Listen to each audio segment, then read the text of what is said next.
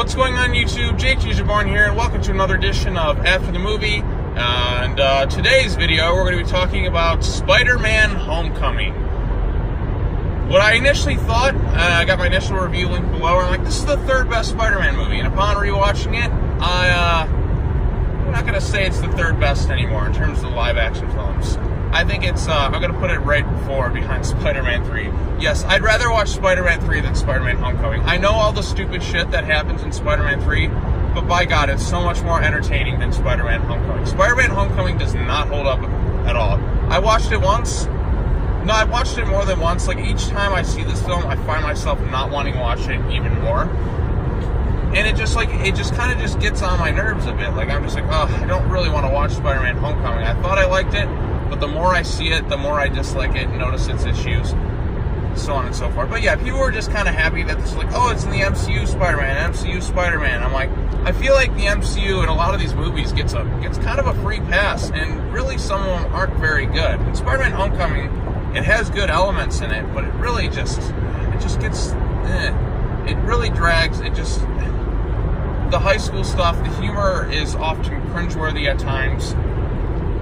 Peter Parker is kind of just handed everything to him. Like, he never faces any real true consequences in this film.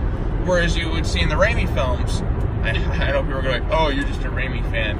Whereas in the Raimi films, you'd see him really, really struggle. Or even in the, I hate to say it, but the Amazing Spider-Man films, he struggled a whole hell of a lot more. This one, he's got Tony Stark on his back, watching his every move. He's got Happy Hogan.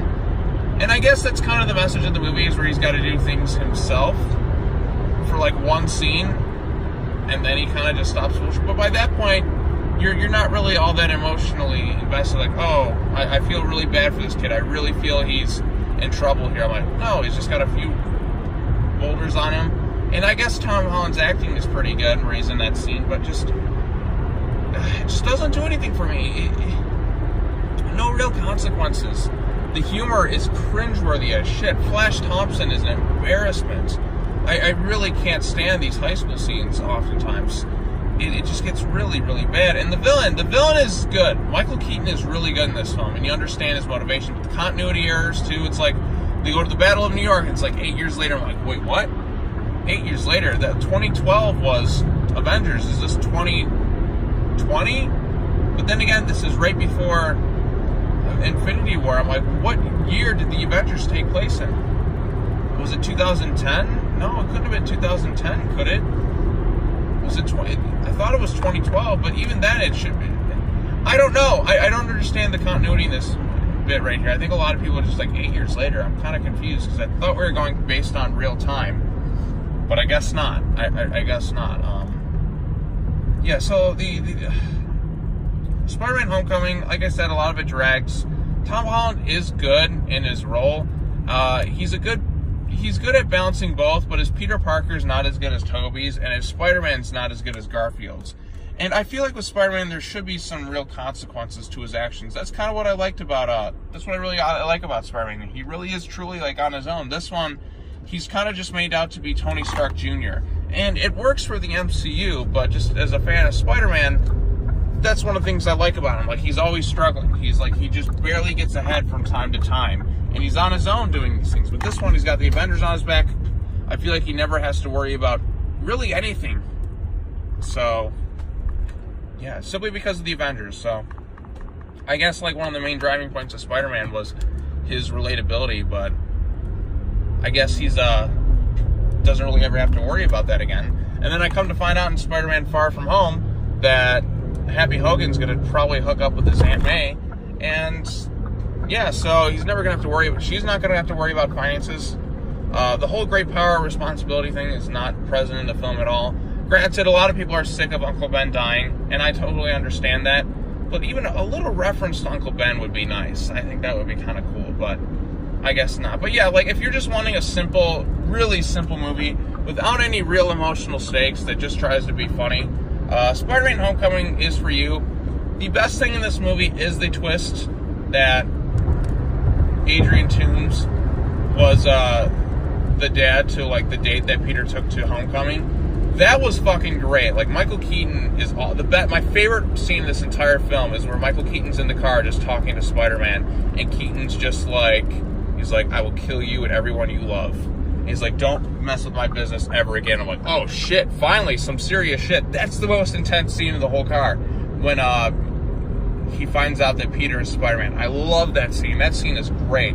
The rest of the movie, it's so-so. The action sequences aren't very good. John Watts, who directed this, he's not good at making action. He really, really isn't. Same thing with, there's no real weight to any of the sequences. Like I said, Peter's bailed out like every single time. The final climax, it's pretty lackluster, and the CGI is not very good. It's just Peter kind of just like up in the air trying to catch something. He's got his suit. Well, no, the final bit, he doesn't have that suit with the AI, but he has a suit with the AI that can pretty much do anything. It just doesn't really do it for me. And I do enjoy that he's like very youthful, enjoys being a superhero.